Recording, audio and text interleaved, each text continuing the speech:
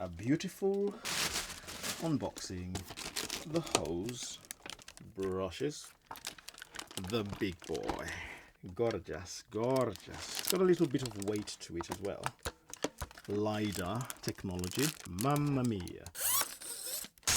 That's the magical base system. Wow. I really wanted to see how they're doing it. Okay, that's the dust area underneath. This is the dust for the robot to climb housing. This is top of the line. If you're looking for this, you probably can afford it, or you want to, especially now with Prime deals, a much reduced price compared to even when you got it first time by signing up before this was actually released. Not sure how they're doing that, but significantly Amazon has cut the price. I say if you wanted to get it, now will be the right time to do that. You're getting a very sweet deal, and if you don't have Prime, what are you doing?